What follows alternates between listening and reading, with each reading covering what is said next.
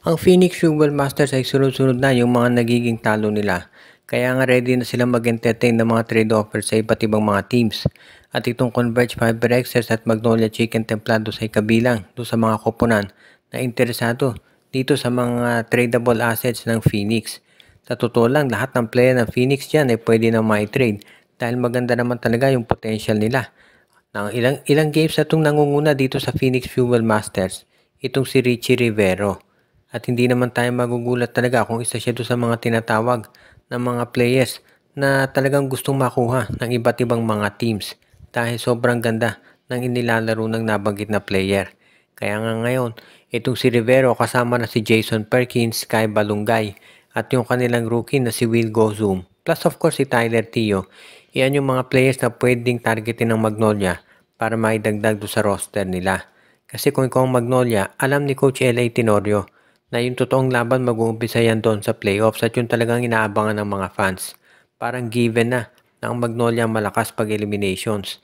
Kaya nga gusto nitong si L.A. Tenorio ipakita na pagdating ng semifinals ay talagang makagiging sila na talaga yung team na mananalo at ibig sabihin makakaabanse at posibleng manalo ng kampyonato.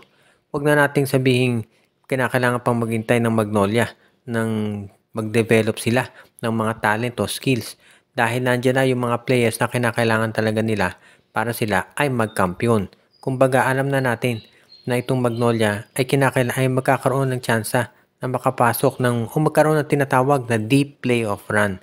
Pero ang gusto syempre ni L.A. Tenorio ay mag-champion na kaya ready na silang pumasok sa isang trade transaction kasama itong Phoenix Fuel Masters. Actually, pati itong Converge Fiber Xers isa pa doon sa mga teams na interesado na gumawa ng hakbang para makuha yung mga player ng Phoenix. Ngayon naman, ang isa pang team na nagre-ready daw ngayon na gumawa ng hakbang ay itong Terra Firma Jeep. Maraming medyo skeptical dito pero ayon sa mga insiders gusto raw ng Terra Firma na dito sa possible last conference nila ay magpaganda sila ng laro at ipakita na sila talaga ay nagko-compete. Tumaban naman sila doon sa huling game nila kontra dito sa Magnolia Chicken Templados pero kinapos din sila nung bandang huli. Kaya nga, pero in fairness naman lumalaban itong Terra Firma, yun nga lang kulang talaga sila doon sa mga players na kinakailangan para makapag-register ng panalo.